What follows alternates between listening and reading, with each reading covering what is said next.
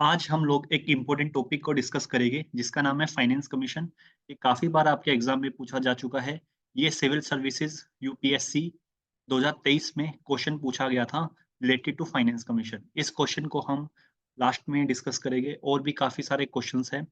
Video को short और effective बनाने के लिए मैंने क्वेश्चन डालने की बजाय मैंने डायरेक्टली ईयर मेंशन किए। अगर आप लोग जाके चेक करना चाहे तो डायरेक्टली जाके चेक कर सकते हैं, otherwise you can rely. Civil service examination 1994, 2010, 2011, 2015 में क्वेश्चन पूछे गए हैं। क्वेश्चन के टाइप ऐसे थे जहाँ पे उन फाइनेंस कमीशन के फंक्शन पूछे गए। कहीं पे ये कंफ्यूजन दिया गया कि फाइनेंस कमीशन को अपॉइंट कौन करता है। कहीं पे इस तरह के क्वेश्चन पूछे गए कि फाइनेंस कमीशन के चेयरमैन कौन है। सीडीएस में भी इसी तरह के क्वेश्चन पूछे गए हैं। 2009, 2006, 2007, 2020, 2022 और इंडियन इंजीनियरिंग सर्विसेज एनडीए, ये सारे एग्जाम यूपीएससी कंडक्ट कराता है और मल्टीपल स्टेट पीसीएस में भी क्वेश्चन पूछे जा चुके हैं। तो अब मुझे ये बताने की जरूरत नहीं है कि why this topic is important. Finance commission क्यों बनाई जाती है, क्यों नहीं, वो हम फंक्शन में देखेंगे। अभी थोड़ी factual information. Finance commission article 280 के अंडर आती है, जिसको हमारे प्रेसिडेंट ऑफ इंडिया अपॉइंट करते हैं हर 5 सालों में। क्या इससे पहले बना सकते हैं? हाँ जी। At such time earlier as he consider necessary. ये एक्ट करती है as a quasi judicial authority, यानी कि इसके पास half kind of judiciary power होती है कुछ। फर्स्ट फाइनेंस कमीशन कब बनाई गई थी? 1952 में बनाई गई थी।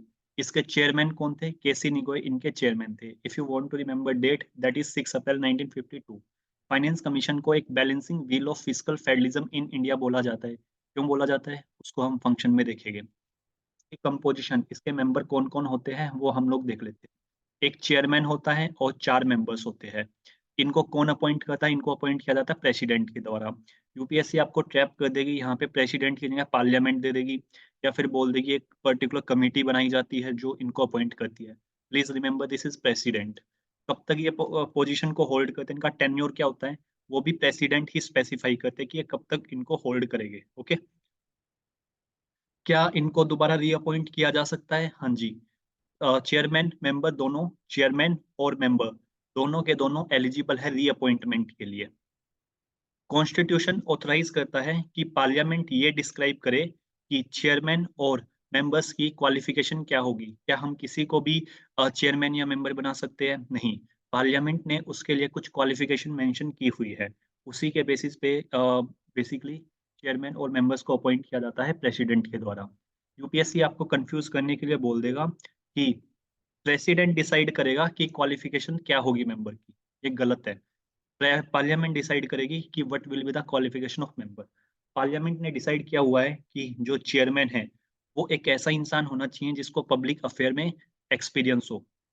मेंबर्स मेंबर्स एलिजिबल होने चाहिए।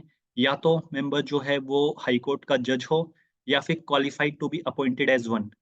इट मींस कि जो हाई कोर्ट के जज बनने की क्वालिफिकेशन होती है, वो उसके पास होनी चाहिए। अगर वो हाई कोर्ट का जज नहीं है तो उनको स्पेशल नॉलेज होनी चाहिए फाइनेंस और अकाउंट की। गवर्नमेंट के फाइनेंस और अकाउंट की स्पेशल नॉलेज होनी चाहिए। उनका फाइनेंशियल मैटर्स में काफी अच्छा एक्सपीरियंस होना चाहिए। प्लस में उनको स्पेशल नॉलेज होनी चाहिए इकोनॉमिक्स की। इन बंदों को हम लोग अपॉइंट कर सकते हैं एज ए मेंबर और चेयरमैन। अब इसके फंक्शन क्या होते हैं? फंक्शन समझने से पहले आपको दो चीजें समझने की जरूरत है। पहला है कि व्हाट इज, देखो, लेट्स से ये कुछ टैक्सेस है। ये टैक्सेस जाते हैं सेंटर के पास। बाद में सेंटर इन टैक्सेस को स्टेट के साथ भी शेयर करती है। किसके रिकमेंडेशन के बेसिस पे? Finance commission. ये हर 5 साल में बनाई जाएगी। कौन बनाएगा? प्रेसिडेंट बनाएगा। अब इसमें दो कंसेप्ट है जो आप लोगों को समझने हैं। फाइनेंस कमीशन रिकमेंड करती है basically horizontal distribution and vertical distribution. What is that? Horizontal distribution का मतलब होता है, पहले वर्टिकल समझते हैं उसके बाद हॉरिजॉन्टल समझेंगे। वर्टिकल डिस्ट्रीब्यूशन का मतलब होता है सेंटर स्टेट्स को कितने पैसे देगा। सेंटर स्टेट्स को कितने पैसे देगा टैक्सेस में से। जो टैक्सेस आए हैं, जो टैक्स प्रोसीड आई है, उसमें से कितने पैसे सेंटर स्टेट्स को देगा, सारे स्टेट्स को, ठीक है, ऑल। इसको बोलते हैं वर्टिकल डिस्ट्रीब्यूशन, ऊपर से नीचे। हॉरिजॉन्टल में होता है बहुत सारे स्टेट्स हैं, 29 के अराउंड स्टेट्स है हमारे। अब हरियाणा, मध्य प्रदेश, यूपी, आंध्र प्रदेश, तेलंगाना एसेट्रा, ये सभी स्टेट्स को किसको कितना पैसा मिलेगा, this is called horizontal distribution.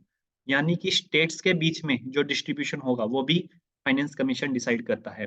UPSC आपको कंफ्यूज करने के लिए ये बोल देगा कि फाइनेंस कमीशन ये भी डिसाइड करता है कि पंचायती राज को कितना पैसा मिलेगा, पंचायती राज इंस्टीट्यूशंस एंड ऑल दैट। ये स्टेटमेंट गलत हो जाएगी आपकी, ठीक है, क्योंकि उनके लिए हमारे अलग से स्टेट फाइनेंस कमीशंस है। Got it? आई होप आप लोगों को ये कंसेप्ट क्लियर हो गया होगा कि हॉरिजॉन्टल डिस्ट्रीब्यूशन और वर्टिकल डिस्ट्रीब्यूशन में क्या डिफरेंस है। अब हम लोग बढ़ते हैं आगे। फंक्शंस क्या क्या होते हैं फाइनेंस कमीशन के? पहला फंक्शन है कि distribution of net proceed of taxes, यानी कि जो टैक्सेस है, टैक्सेस का डिस्ट्रीब्यूशन कैसे होगा सेंटर और स्टेट्स के बीच में, and allocation between the states. इसको सेंटर और स्टेट के बीच में जब एलोकेशन होगा, इसको हम लोग क्या बोलेंगे? इसको हम लोग बोलेंगे vertical distribution.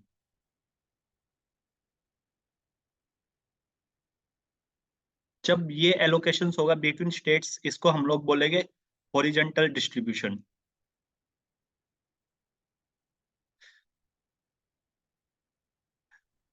Grant and aid किसको कितनी दी जाएगी कंसोलिडेटेड फंड ऑफ इंडिया से, वो भी फाइनेंस कमीशन रिकमेंड करता है। कोई और मैटर जो कि प्रेसिडेंट इनको रेफर करे, वो भी फाइनेंस कमीशन कंसिडर कर सकता है।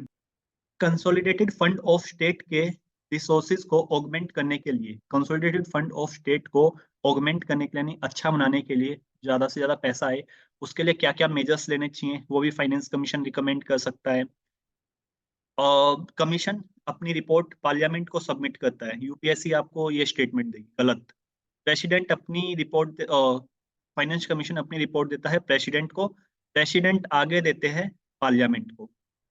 रिकमेंडेशंस इनकी बाइंडिंग है नहीं है, क्योंकि ये एडवाइजरी इन नेचर, सिर्फ ये एडवाइस दे सकती है, तो ये गवर्नमेंट पे बाइंडिंग नहीं है। 15th फाइनेंस कमीशन नवंबर 2017 में बनाई गई थी। एन के सिंह इसके चेयरमैन थे। इनकी जो रिकमेंडेशंस है वो 5 सालों के लिए थी। जैसा मैंने बताया आप लोगों को कि ये रिकमेंड कर दिया 5 सालों तक कि क्या क्या वो दिए जाएंगे। अभी 16th फाइनेंस कमीशन बनाने का ऐलान हो चुका है, मतलब कि बेसिकली प्रेसिडेंट ने इन्फॉर्म किया है। तो मुझे ये बताना आप लोग कमेंट सेक्शन में कि उसके चेयरमैन कौन है। ये एक काफी पॉपुलर पर्सनैलिटी है, आप लोग कमेंट सेक्शन में प्लीज नाम जरूर बताना। 15th फाइनेंस कमीशन में जब वर्टिकल डिस्ट्रीब्यूशन क्या होता है, जब सेंटर से स्टेट को पैसा जाए। हॉरिजॉन्टल क्या होता है, जब स्टेट्स के बीच में डिस्ट्रीब्यूट हो। अब किस स्टेट को कितना पैसा मिलेगा ये डिसाइड कैसे दिया किया जाएगा, उसके लिए एक फॉर्मूला है, formula kind of. Income distance हो गया, उसमें इनकम डिस्टेंस को कंसिडर करेंगे, उसको 45% वेटेज दी गई है। पॉपुलेशन 1971 की कंसिडर करेंगे, नहीं करेंगे। पॉपुलेशन हम कंसिडर करेंगे 2011 की, जिसको 15% वेटेज दी गई है। एरिया को 15% वेटेज दी गई है। और फॉरेस्ट कवर नहीं इंक्लूडेड है, फॉरेस्ट एंड इकोलॉजी कवर्ड है, जिसको 10% वेटेज दी गई है। डेमोग्राफिक परफॉर्मेंस को 12% वेटेज दी गई है। और टैक्स एफर्ट्स को 2.5% वेटेज दी गई है। आप लोग इसको इंक्रीजिंग से डिक्रीजिंग ऑर्डर में भी देख सकते हैं, ये आपका डिक्रीजिंग ऑर्डर में बेसिकली मेंशन्ड है। अब हम लोग यूपीएससी के क्वेश्चन की ओर चलते हैं। यूपीएससी ने क्वेश्चन पूछा for the horizontal tax devolution. Horizontal का मतलब समझ में आ गया, स्टेट्स के बीच में पैसा कैसे जाएगा। The 15th Finance Commission used how many of the above as a criteria other than population and income distance? Population और इनकम डिस्टेंस से अलग और क्या क्या क्राइटेरिया थे जिसको कंसीडर किया गया स्टेट्स के बीच में पैसे को डिस्ट्रीब्यूट करने के लिए। डेमोग्राफिक डिविडेंड था, हाँ जी सर अभी देखा हम लोगों ने।